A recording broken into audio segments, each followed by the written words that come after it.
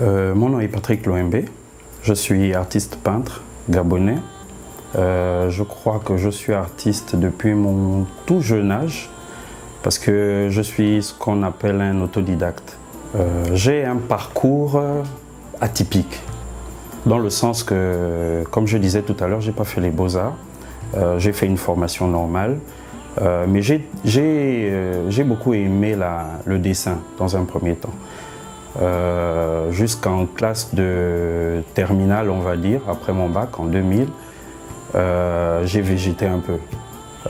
Je suis reparti, j'ai fait mes études à Port-Gentil, à Rapanda-Walker, où j'ai décroché mon bac, comme je disais, en 2000. Ensuite, j'ai connu une période un peu trouble parce qu'entre 2000 et 2004, plus de cours à l'université, j'ai décidé de me lancer dans ce que je faisais, donc la peinture. Dans un premier temps, je faisais des cartes que je vendais au magasin et je me rendais compte avec le temps que ce que je faisais prenait corps. Ensuite, je suis passé à la toile, je me suis acheté du matériel et durant ces 4 ans, je crois que j'ai découvert ce que j'avais en plus que les autres. Et j'ai eu la chance après de continuer mes études au Sénégal.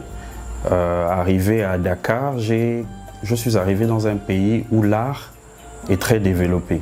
Et donc de là-bas, j'ai continué à faire mes études en communication, en marketing, mais par ailleurs, je faisais mon art.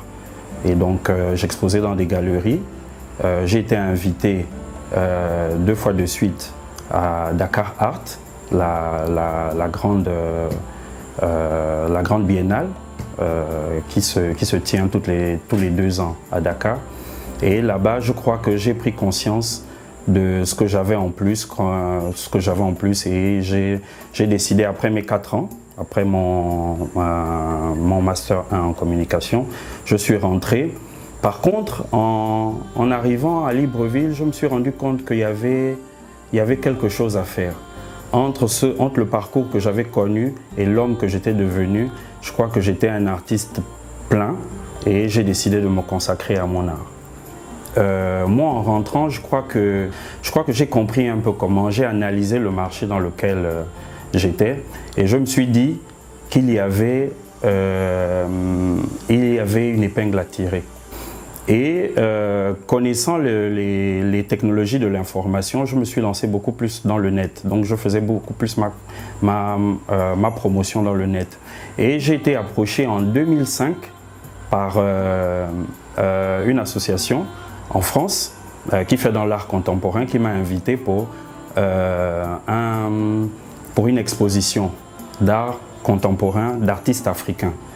C'était en 2005 à Joseph Turenne, une très grande galerie à Paris. Et de là, je crois que j'ai fait une assez bonne prestation et j'ai des personnes qui sont arrivées, qui m'ont invité, qui m'invitaient pour l'année prochaine, qui m'invitaient même déjà pour une autre exposition dans cette même période. Mais j'avais juste un visa de 7 jours, donc je n'avais pas pu honorer à cela. Et l'année qui a suivi, je suis allé, je me suis retrouvé au grand musée du Louvre. Le regard que j'ai, moi, en tant qu'artiste, de ce qui se fait aujourd'hui, je crois d'abord qu'il faut louer les efforts. Parce qu'il y a déjà 2 ans, nous avons, pour les artistes que nous sommes, nous avons deux grands événements. Vous avez la Fête des Cultures, vous avez Gabon 9 Provinces.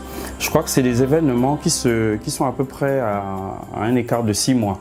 Vous comprenez que quand l'artiste que vous êtes, après un événement comme la Fête des Cultures, vous avez 6 mois pour rentrer en atelier, pour créer et de vous retrouver après à Gabon 9 Provinces. Donc je crois qu'il faut louer ces efforts-là. Ça, c'est déjà sur le plan événementiel. Mais sur le plan structurel, il y a le nouveau musée qui va ouvrir. Il y a des salles de cinéma qui vont ouvrir partout dans le pays. Il faut louer ces efforts parce que nous, ça nous donne des tribunes où exprimer notre art. Ça, c'est dans un sens. Dans un autre, je crois qu'il y a encore des choses qui sont à faire. Moi, je mettrais beaucoup plus l'accent sur l'école de l'ENAM.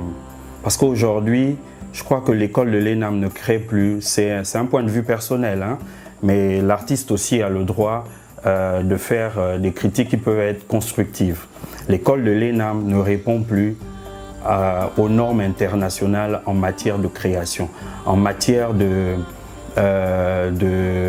des hommes qu'on veut pour les projets que nous avons pour ce pays.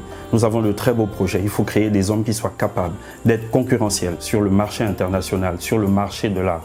À partir de ce moment, je crois que nous aurons réussi. Mais il faut également mettre l'accent, il faut également que les artistes eux-mêmes se mettent en valeur. Aujourd'hui, on considère les artistes comme des crève-la-faim.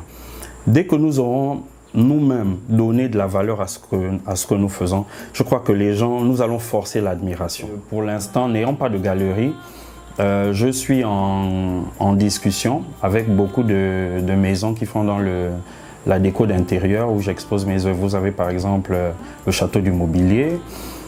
Aujourd'hui, vous avez d'autres structures à Angonje où vous pouvez retrouver mes œuvres, avec qui nous sommes encore en discussion. Et je crois que dans peu de temps, ça va donner. Donc pour l'instant, vous avez le Château du Mobilier. Maintenant, vous avez un peu partout dans les édifices publics où je commence à intervenir, où vous pouvez retrouver certaines de mes œuvres pour les admirer. Notamment la chapelle Saint-Pierre, en face de la présidence de la République. Je suis un peu particulier comme artiste. Très souvent, les artistes peints travaillent sur la toile. Bon, moi, j'ai choisi un support qui est un peu différent. Vous allez remarquer, c'est du carton, c'est du contre-collé, canson. Je fais les fonds, je commence à faire des fonds. Et après ces fonds, je crée les personnages tout autour. Et je crée des lignes qui, en se rencontrant, me donnent des formes. Et donc, je n'ai plus qu'à mettre la couleur et cette couleur fait vivre l'œuvre. Cette couleur donne forme à toute la création que je suis en train de faire. La peinture, c'est un travail, même quand vous avez 20 ans, 30 ans, dans ce milieu, vous ne maîtrisez toujours pas les contours. La peinture, c'est un métier qui demande de la passion, le goût de la couleur, le goût de la forme.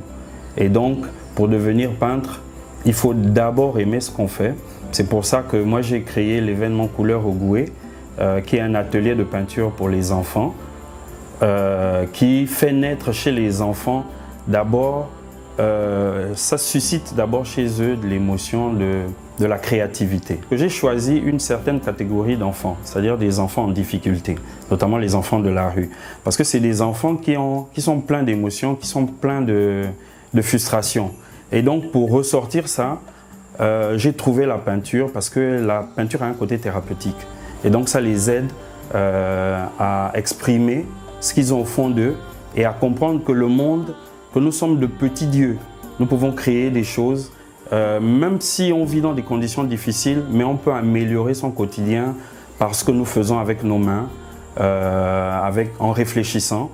Donc, c'est un concept que j'ai créé. Donc, devenir peintre, ça commence par la petite enfance. Il faut former les enfants les plus jeunes pour que demain, ils aient déjà la passion.